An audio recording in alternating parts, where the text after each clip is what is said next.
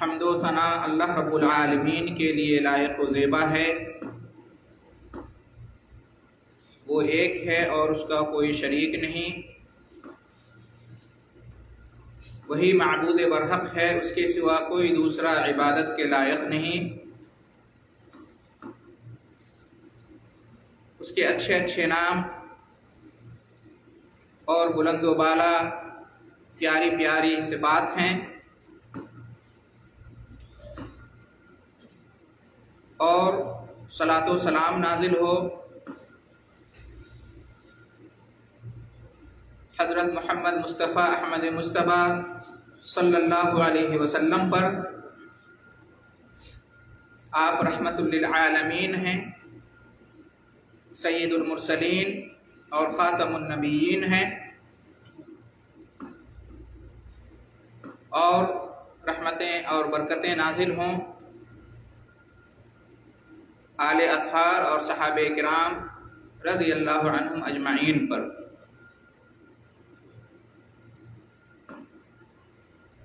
محترم بزرگوں اور عزیز بھائیوں اور تمام حاضرین جمعہ،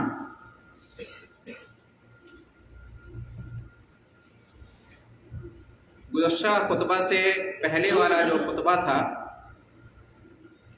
اس میں نبی کریم صلی اللہ علیہ وسلم کی ایک حدیث پر گفتگو شروع کی گئی تھی۔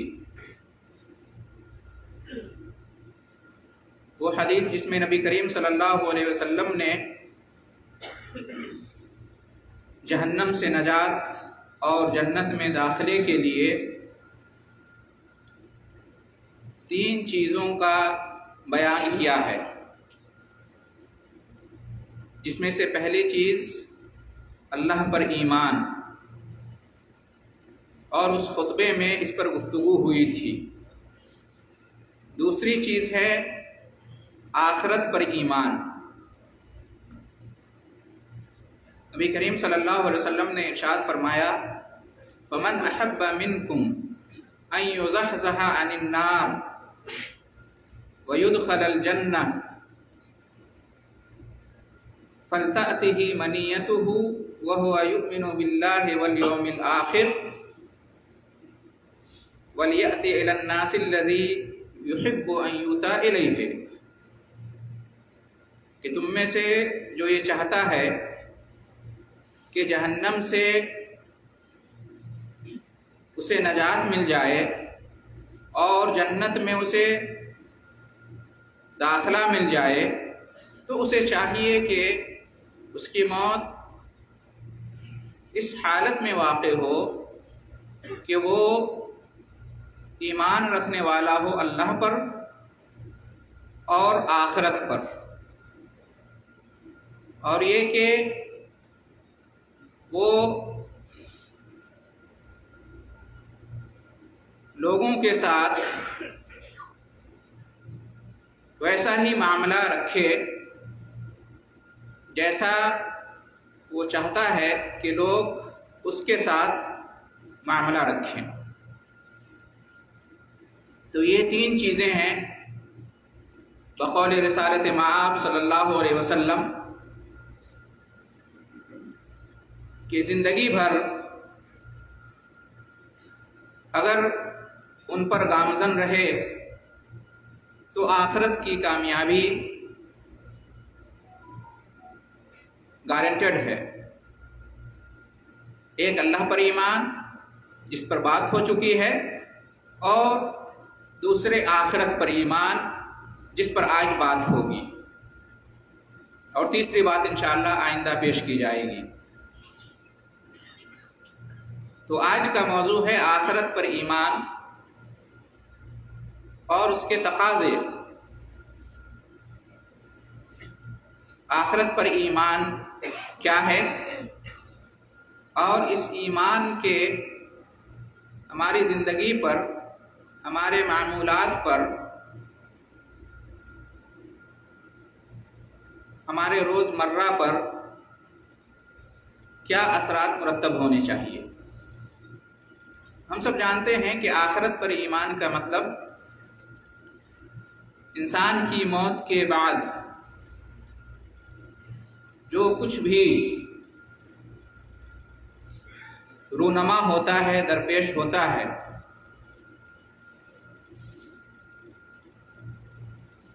قبر کے احوال سے لے کر قیامت کے قائم ہونے تک اور قیامت کے دن حساب کتاب اور جنت یا جہنم کا فیصلہ سنائے جانے، اور پھر اپنا اپنا ٹھکانہ پانے کے بعد اس میں ہمیشہ کے لیے رہنے تک، یہ ساری چیزیں آخرت پر ایمان میں سے ہے کہ ہر ایک کو موت آنی ہے اور ہر ایک کو قبر کے مرحلے سے گزرنا ہے، جو کہ آخرت کی پہلی منزل ہے۔ پھر جب اللہ چاہے گا تو قیامت قائم ہوگی، سب کو دوبارہ زندہ کیا جائے گا اور سب کا حساب ہوگا، اور سب کے بارے میں اللہ تعالیٰ فیصلہ فرمائے گا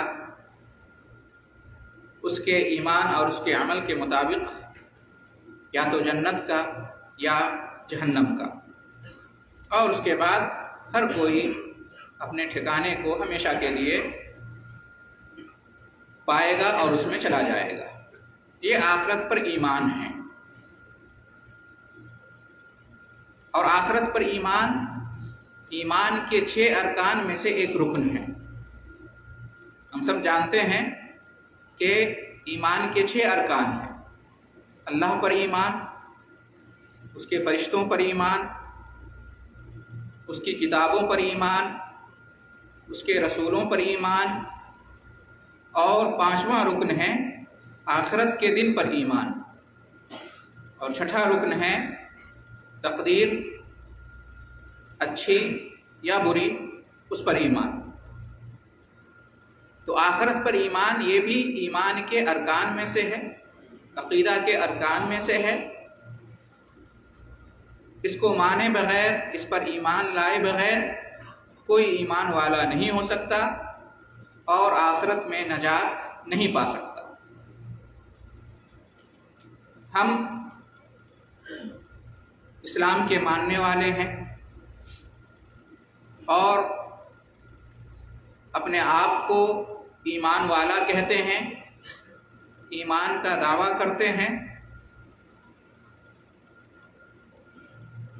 اللہ کا شکر ہے، احسان ہے کہ اس نے اپنی توفیق سے ہمیں ایمان کی دولت اور نعمت سے نوازا ہے۔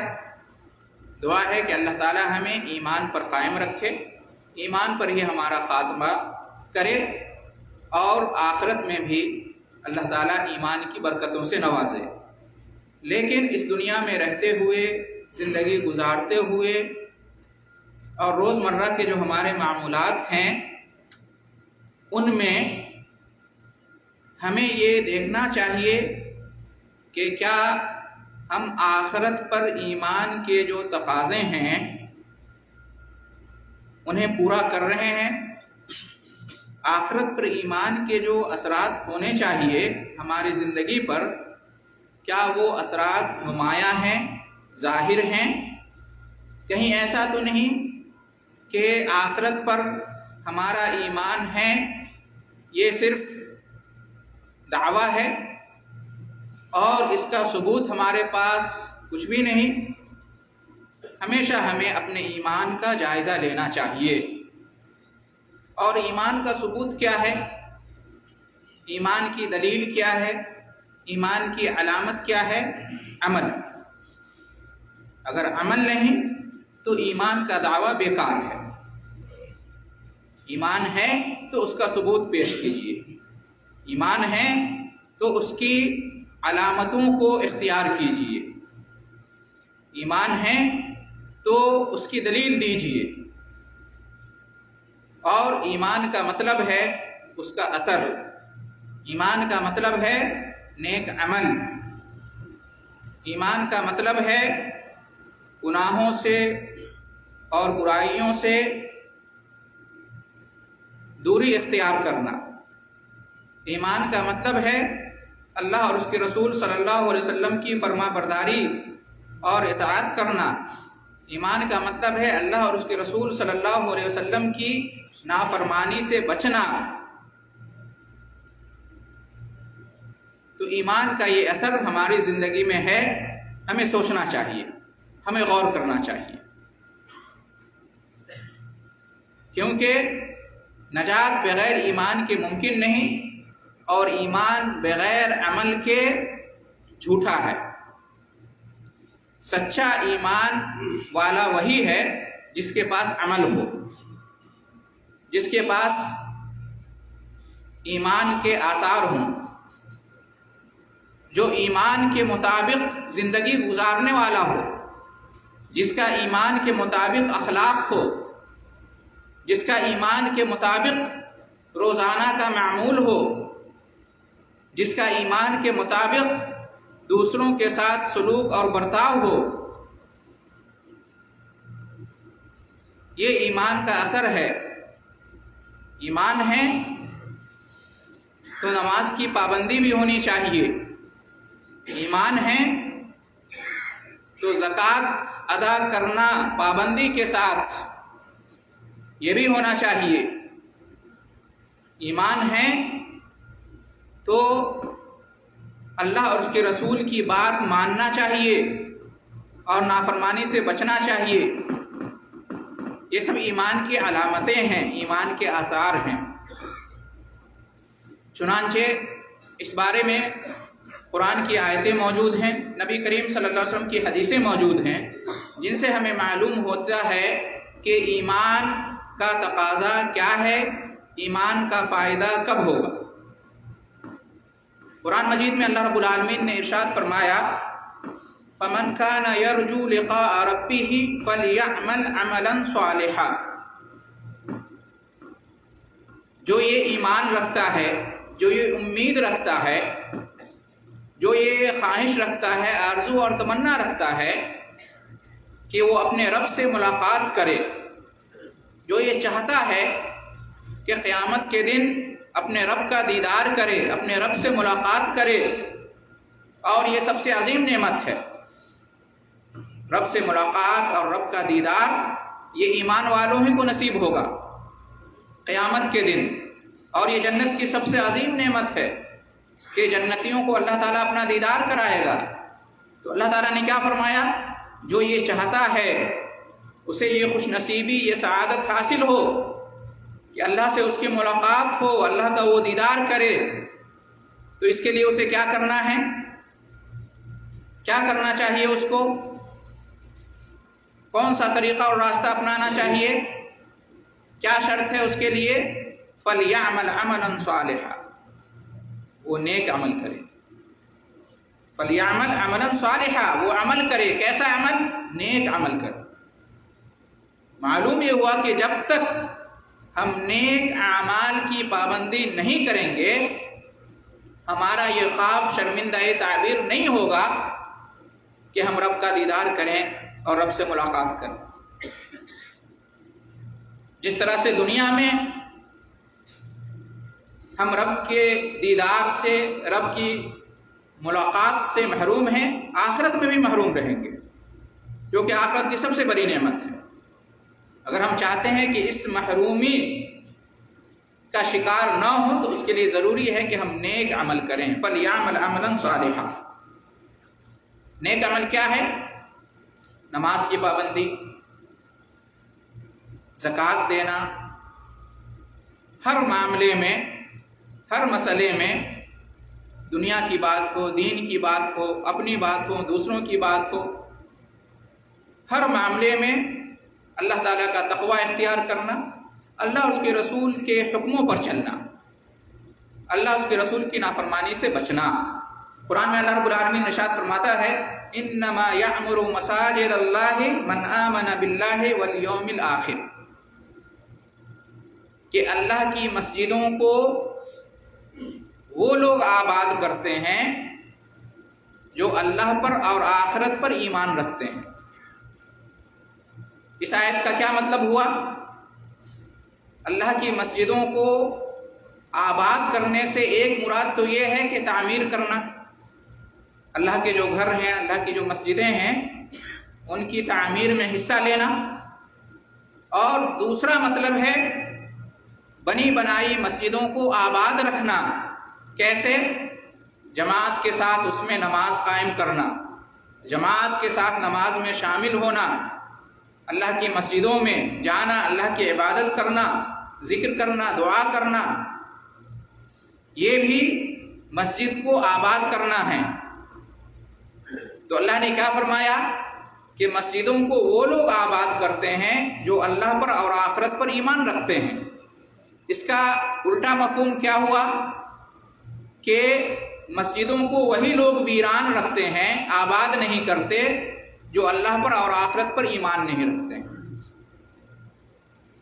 मालूम ये हुआ कि जिसका मस्जिद से ताल्लुक़ नहीं, मस्जिद से रिश्ता नहीं, पांचों वक्त की नमाज से जिसको कोई मतलब नहीं, मस्जिद की फिक्र नहीं, नमाज की फिक्र नहीं, तो गोया कि अल्लाह पर और आखिरत पर उसका ईमान नहीं है या ईमान बहुत ही कमज़ोर है।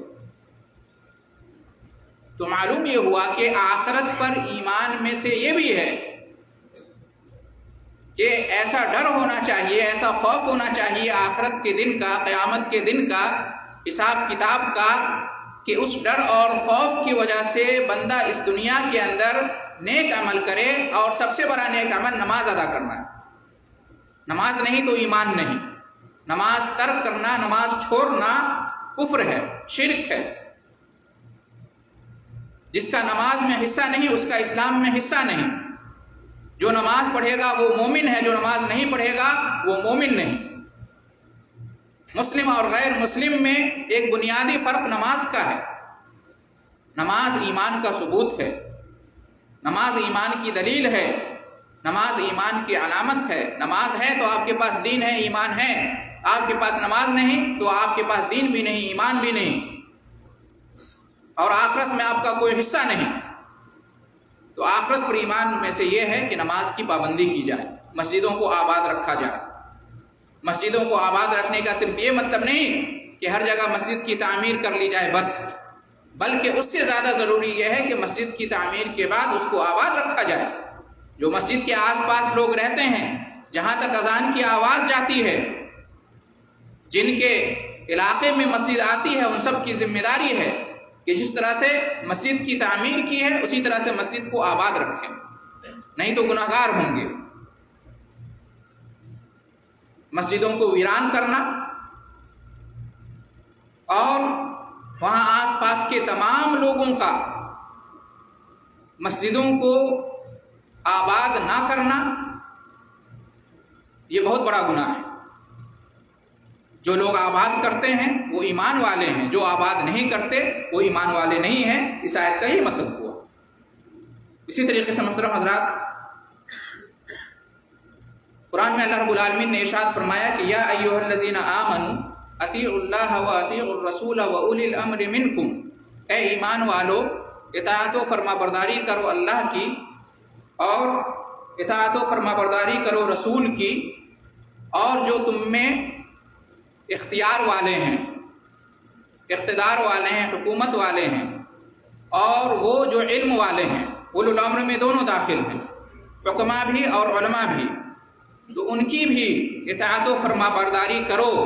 अल्लाह उसके रसूल की इताअत के ताबे उनकी इताअत है। जो जायज़ उमूर हैं और जो शरीयत के ताबे हैं, उसमें जो हुकूमत व इक़्तिदार वाले हैं और जो उलमाए किराम हैं, उनकी बात मानो। वो जो रहनुमाई करते हैं तो उसके मुताबिक चलो। उसके बाद फरमाया फ़इन तनाज़अतुम फ़ी शैइन, फिर अगर किसी चीज़ के अंदर, किसी मामले के अंदर, किसी मसले के अंदर आपस में इख्तिलाफ हो जाए, तनाज़ा हो जाए, एक जगह जब लोग रहते हैं तो फिक्री बात है कि हर बात पर इत्तेफाक नहीं होगा, इख्तिलाफ हो जाया करता है। ये फितरत में दाखिल है। सबका मिजाज, सबकी तबीयत, सबकी अक्ल, सबकी समझ एक नहीं होती, सबके पास एक जैसा इल्म नहीं होता। तो ये मुमकिन है कि आपस में इख्तिलाफ हो जाए, تو فرمایا کہ فَإِن تَنَازَعْتُمْ فِي شَيْءٍ، اگر کسی بارے میں اختلاف ہو جائے، تنازع ہو جائے، تو پھر کیا کرو؟ اس کا حل کیا ہے؟ سب اپنی اپنی سمجھ کے مطابق رہو، سب اپنے اپنے موقف پر قائم رہو، سب کو ویسے ہی چھوڑ دیا جائے، جو جیسے چاہے فیصلہ لے عمل کرے؟ نہیں، اختلاف کو دور کرو، اختلاف کو دور کرو، آپس میں ملو، بیٹھو، جو صحیح ہے اس کو مان لو، جو غلط ہے اس کو چھوڑ دو۔ جب اختلاف ہے آپس میں تو ظاہر سی بات ہے کہ اس میں سے ایک ہی صحیح ہوگا۔ غلط فہمی کی بنیاد پر بعض لوگ اختلاف کر بیٹھتے ہیں، جانکاری نہ ہونے کی وجہ سے اختلاف کر بیٹھتے ہیں، تو انہیں بتایا جائے، انہیں سمجھایا جائے، انہیں سکھایا جائے، اور پھر انہیں مان لینا چاہیے، سیکھ لینا چاہیے۔ فرمایا فَرُدُّوهُ إِلَى اللَّهِ وَالرَّسُولِ، اگر آپس میں اختلاف ہو جائے تو اس کو حل ایسے کرو کہ جاؤ اللہ کی طرف اور رسول کی طرف۔ اللہ کی طرف جانے کا مطلب اللہ کی کتاب قرآن مجید ہے، اس کا مطالعہ کرو، دیکھو کہ اس مسئلے میں کیا رہنمائی ملتی ہے، اللہ نے کیا فرمایا ہے۔ اور رسول صلی اللہ علیہ وسلم کی طرف جانے کا مطلب ہے رسول صلی اللہ علیہ وسلم کی صحیح حدیثیں موجود ہیں، ان کا مطالعہ کرو، دیکھو کہ رسول صلی اللہ علیہ وسلم نے کیا فیصلہ فرمایا ہے، آپ صلی اللہ علیہ وسلم کا کیا عمل رہا ہے اس بارے میں۔ تو اس طرح سے تمہارا اختلاف دور ہو جائے گا اور تم صحیح راستے پر آ جاؤ گے، تمہیں ہدایت رہنمائی مل جائے گی۔ تو یہ اللہ تعالیٰ نے فرمایا فَإِن تَنَازَعْتُمْ فِي شَيْءٍ فَرُدُّوهُ إِلَى اللَّهِ وَالرَّسُولِ، اللہ اور اس کے رسول کی طرف جاؤ۔ یہاں پر یہ نہیں کہا کہ اولو الامر کی طرف جاؤ، شروع میں کہا اولو الامر کی بھی اطاعت کرو، لیکن یہاں پر صرف اللہ اور رسول تک کہا، اولو الامر کی بات نہیں آئی۔ معلوم یہ ہوا کہ جو اولو الامر ہیں، اہل حکومت ہوں یا اہل علم ہوں، ان کی بات تبھی مانی جائے گی جب کتاب و سنت کے مطابق ہوگی، اللہ اس کے رسول کے حکم کے مطابق ہوگی۔ اگر اس کے خلاف ہے تو وہاں بھی اہل حکومت کی یا اہل علم کی بات نہیں مانی جائے گی، صرف کتاب اللہ اور سنت رسول اللہ صلی اللہ علیہ وسلم کی بات مانی جائے گی۔ تو آگے اللہ رب العالمین نے فرمایا کہ فَرُدُّوهُ إِلَى اللَّهِ وَالرَّسُولِ، اختلاف ختم کرو، جاؤ کتاب اللہ کی طرف، سنت رسول کی طرف۔ ان کنتم تؤمنون باللہ والیوم الآخر، یہ اصل چیز ہے، اگر تمہارا ایمان ہے اللہ پر اور آخرت پر تو ایسا ہی کرو۔ معلوم کیا ہوا کہ اللہ پر ایمان اور آخرت پر ایمان کا تقاضا کیا ہے کہ اگر اختلاف ہو جائے تو اس اختلاف کو ختم کرو، قرآن مجید کا مطالعہ کرو، سنت رسول صلی اللہ علیہ وسلم کی طرف رجوع کرو اور آپس میں اختلاف کو ختم کرو، اختلاف کو باقی مت رہنے دو، اس لیے کہ اتحاد و اتفاق میں بڑا فائدہ ہے۔